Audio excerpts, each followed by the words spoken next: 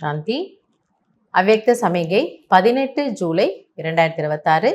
बाप-दादा महावाक्यम समय प्रमाण अब सर्व ब्राह्मण आत्माओं को समीप लाते हुए ज्वाला स्वरूप का वायुमंडल बनाने की सेवा करो. இந்த நேரத்தின் தேவையாக இருக்கிறது. எப்படி நம்ம கால் ஆஃப் த டைம் அப்படிங்கிறோம் இல்லையா, நேரத்தின் அழைப்பு.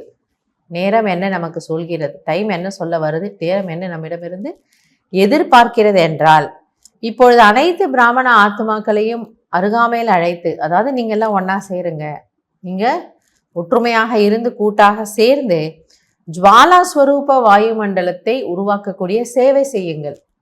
இது பாபா பட்டின்ற பேர் கொடுக்கல, தப்பஸ்யான்ற பேர் கொடுக்கல. ஆனால் அது தப்பஸ்யா தான்.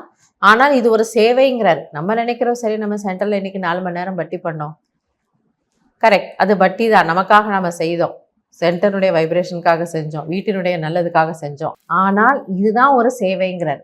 நம்ம வெளியில் போய் நோட்டீஸ் கொடுக்கல, ப்ரோக்ராம் பண்ணலை, எக்ஸிபிஷன் வைக்கல, ஆனால் இது ரொம்ப குப்தமான ஒரு சேவை செய்யுது. ஸோ நீங்கள் ஒன்றாக கூட்டமாக இருந்து தபஸ்யா செய்யுங்கள். इसके लिए चाहे बट्टिया करो या आपस में संगठित होकर रूह रिहान करो, लेकिन ज्वाला स्वरूप का अनुभव करो और करावो. எனவே இதற்காக நீங்கள் அனைவரும் ஒன்றாக சேர்ந்து பட்டி செய்யுங்கள். நீங்கள் உட்கார்ந்து எல்லாரும் அந்த ஒரு ஏக்ரஸ் அந்த நிலையில் உட்கார்ந்து பட்டி பண்ணுங்க, இல்லை உங்களுக்குள்ள ஒரு டிஸ்கஷன் மாதிரி வைங்க. ஆனால் ஏதோ ஒரு யுக்தியை கையாண்டு ஜுவாலா ரூப நினைவை அனுபவம் செய்து செய்ய வையுங்கள். நான் ஒருத்தர் நல்லா அந்த ஸ்திதியில் ஸ்வரூப்பில் இருந்தேன்னா மற்றவர்களே என்னால் அப்படி செய்ய வைக்க முடியும். எனவே இதற்கு முக்கியத்துவம் கொடுங்க. இல்லை, இந்த மாதம் முழுவதும் இதை நம்ம கேட்டுட்டு வரோம். இது எவ்வளோ இம்பார்ட்டன்ட்டுன்னு நீங்கள் புரிஞ்சுக்கோங்க. மற்றதுக்கெல்லாம் நம்ம எவ்வளோ முக்கியத்துவம் கொடுக்குறோம். புருஷார்த்தத்திற்கு, முரளிக்கு, ஞானம் கேட்கறதுக்கு, ஞானம் சொல்கிறதுக்கு. ஆனால் அதன் கூடவே இதுக்கும் அவ்வளோ வெயிட்டேஜ் முக்கியத்துவம் இருக்குங்கிறதா பாபா மீண்டும் மீண்டும் சொல்லிட்டு இருக்கிறாரு. इस सेवा में लग जाओ तो छोटी छोटी बातें सहज परिवर्तन हो जाएंगे. ஆக இந்த சேவையில் நீங்கள் மூழ்கிவிட்டீர்கள் என்றால் மற்றபடி உங்களை சுற்றி வரக்கூடிய சின்ன சின்ன விஷயங்கள் தானாக முடிந்துவிடும்.